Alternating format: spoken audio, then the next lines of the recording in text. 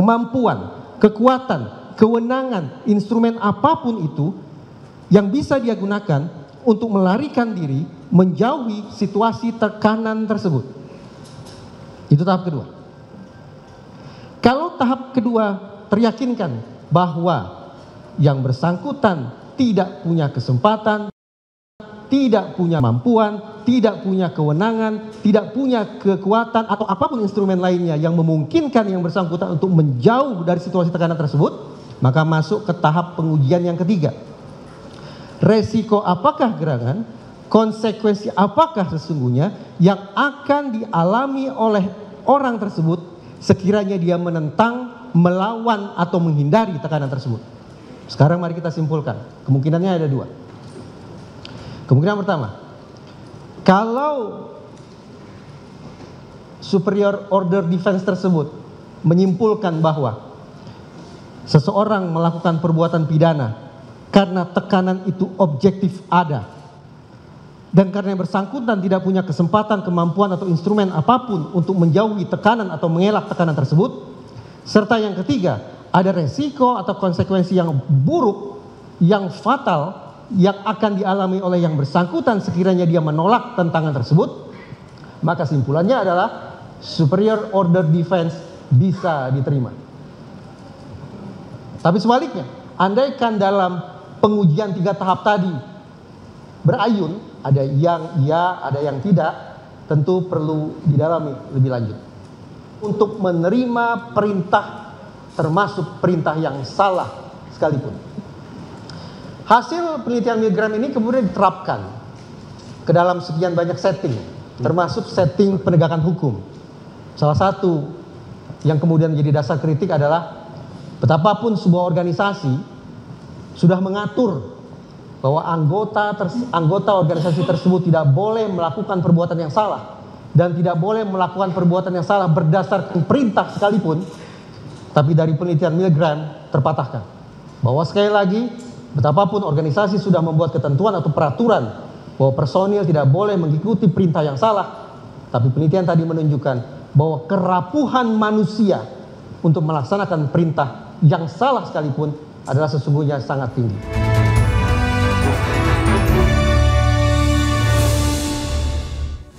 Selamat sore pemirsa, kita berjumpa di iNewsroom, ruang memperdalam informasi yang aktual dan komprehensif.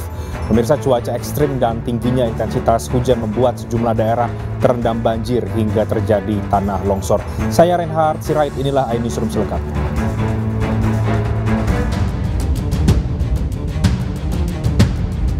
Bukan genangan kalau begini.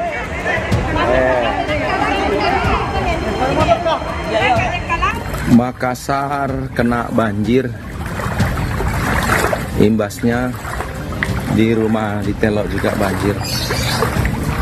Pas lagi berbunga, pas hujan, kayaknya gagal lagi bunganya.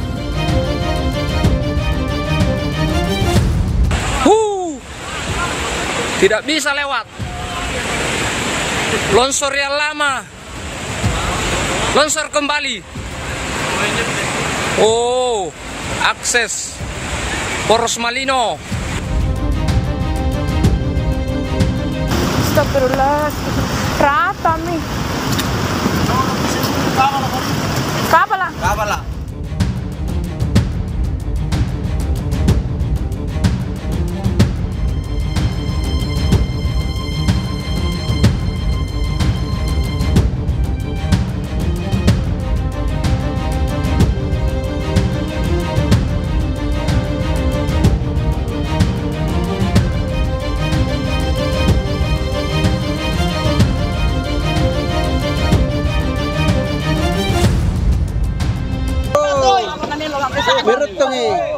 Assalamualaikum warahmatullahi wabarakatuh. Izin Gunan melaporkan pada hari Sabtu tanggal 24 Desember 2022 sekitar pukul 10.30 WITA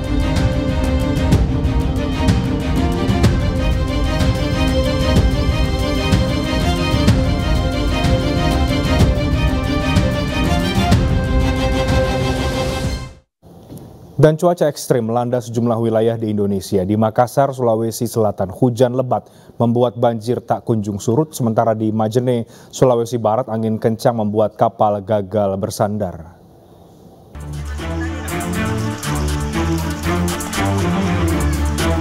Cuaca buruk selama beberapa hari terakhir terjadi di beberapa wilayah di Indonesia. Di Makassar, Sulawesi Selatan, banjir terjadi akibat curah hujan tinggi yang mengguyur wilayah ini. Ketinggian banjir bervariasi antara 50 cm hingga 1 meter hingga membuat akses jalan tidak bisa dilalui. Untuk membantu warga, petugas menurunkan perahu karet untuk mengangkut warga beraktivitas. Cuaca buruk juga terjadi di Kabupaten Goa, Sulawesi Selatan. Curah hujan tinggi menyebabkan tanah longsor hingga menutup akses jalan Poros Malino. 3 orang tewas akibat tertimpa longsor, sementara petugas menurunkan alat berat untuk mengevakuasi material longsor yang menutup jalan raya.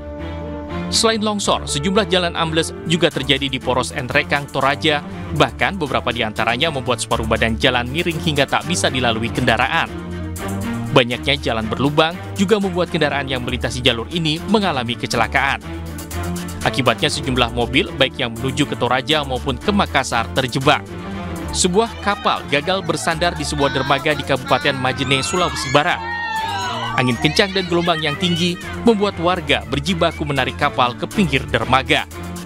Cuaca buruk yang melanda sejak hari Jumat lalu membuat kapal gagal bersandar dan ratusan rumah di pesisir diterjang gelombang dengan ketinggian 3 hingga 4 meter. Gelombang dahsyat juga menerjang kawasan pesisir Pasar Wameo, Kota Bau-Bau, Sulawesi Tenggara. Hal itu membuat puluhan warung dan rumah warga di pesisir pantai porak-poranda. Petugas dibantu warga turun ke lapangan untuk membersihkan puing-puing bangunan. Angin kencang dan cuaca buruk melanda wilayah ini sejak hari Sabtu lalu.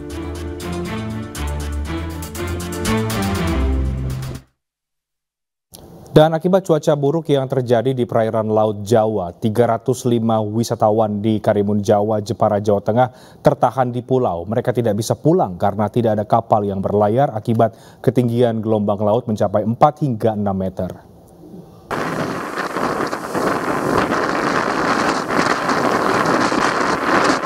Gelombang tinggi yang terjadi di perairan Laut Jawa bagian tengah memaksa penundaan jadwal pelayaran Jepara Karimun Jawa untuk sementara waktu. Kapal penumpang yang biasanya membawa wisatawan menuju Karimun Jawa masih bersandar di pelabuhan penyeberangan Jepara. Akibat cuaca buruk ini, setidaknya 305 wisatawan yang sedang berlibur di Karimun Jawa terpaksa tertahan sejak Jumat lalu. Guna memberikan rasa nyaman kepada wisatawan, pemerintah daerah mendirikan posko untuk melayani kendala yang dibutuhkan para wisatawan. Pihak otoritas tidak mengizinkan kapal berlayar dengan pertimbangan keselamatan penumpang. Data BMKG menyebutkan ketinggian gelombang laut di perairan Laut Jawa bagian tengah bisa mencapai 4 hingga 6 meter dengan kecepatan angin mencapai 25 knots. Memang kita ada laporan bahwa ada sekitar 305 wisatawan masih belum bisa pulang ke Jepara. Nah, ini salah satunya adalah karena cuaca yang tidak memungkinkan. Dari BMKG menginformasikan bahwa sampai akhir Desember masih cuaca yang ekstrim. Untuk itu pemerintah Kabupaten Jepara bersama Forkopimda sudah membuat langkah-langkah. Yang pertama adalah membuat posko di sana di kecamatan untuk segera menampung semua kesulitan para wisatawan. Selain itu, pemerintah Kabupaten Jepara telah berkoordinasi dengan Kementerian Perhubungan untuk mengirimkan kapal besar sehingga bisa membawa wisatawan di saat gelombang tinggi.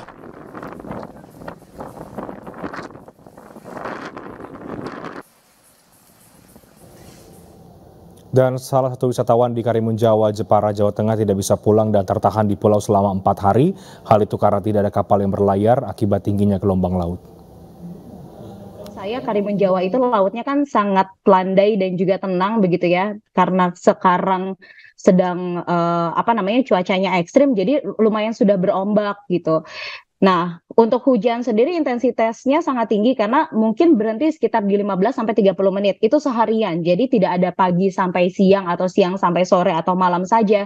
Tapi seharian ini kita terguyur hujan dan itu mungkin jedanya sekitar 15-30 menit saja itu nanti sudah hujan kembali begitu. Di hari Jumat kemarin kan memang kita sudah dapat dari teman-teman Biro Perjalanan di Karimun Jawa bahwa kapal tidak ada yang merapat di Karimun Jawa itu.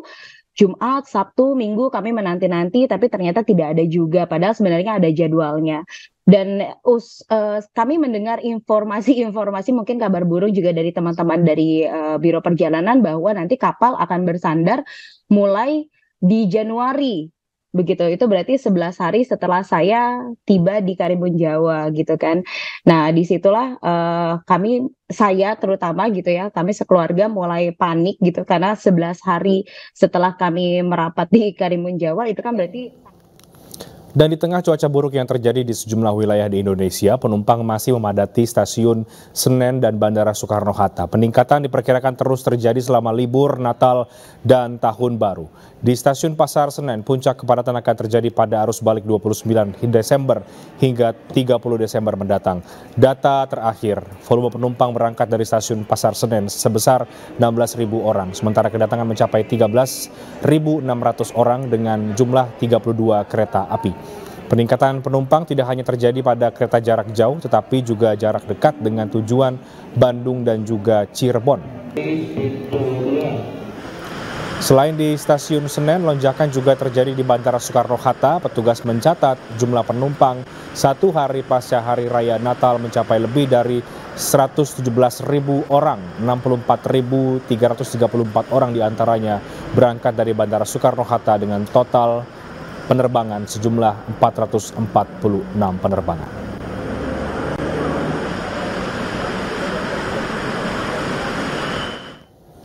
Untuk mengetahui situasi terkini, kami telah terhubung dengan rekan Lika Apriliani di stasiun Pasar Senen dan juga ada Salam Rahmat di Bandara Soekarno-Hatta. Selamat petang rekan-rekan, saya akan ke Lika terlebih dahulu di stasiun Pasar Senen. Lika, bagaimana pantauan Anda di Pasar Senen di stasiun? Apakah memang masih ada lonjakan penumpang sampai dengan hari ini? Ya baik Reinhard dan juga pemirsa, untuk suasana saat keberangkatan di stasiun Pasar Senen pasca H+1 libur Natal 2022 ini memang kalau dari pandangan mata ini sendiri memang terlihat cukup ramai pada sore hari ini. Namun jika kita melihat dari data yang kami dapatkan bahwa pada hari ini ada penurunan jumlah penumpang dibandingkan dengan hari kemarin, yang mana jika kemarin ada sebanyak 18.000 penumpang yang berangkat dari stasiun Pasar Senen, namun pada hari ini berkurang 2.000, yaitu hanya berkisar 16.000 penumpang pada hari ini yang berangkat dari stasiun Senen. Memang kalau puncak dari prediksi libur Natal ini telah terjadi dari tanggal 23 dan juga 24 Desember 2022. Dan juga meski terjadinya penurunan pada hari ini yaitu hanya sekitar 16.000 penumpang per harinya, namun angka tersebut ini masih terbilang cukup tinggi dibandingkan dengan keberangkatan di hari biasa. Untuk keberangkatan di hari biasa ini hanya sekitar 11.000 sampai dengan 12.000 saja pada akhir pekan. Dan untuk destinasi favorit ini masih berada di Garut, Magelang, dan juga Surabaya.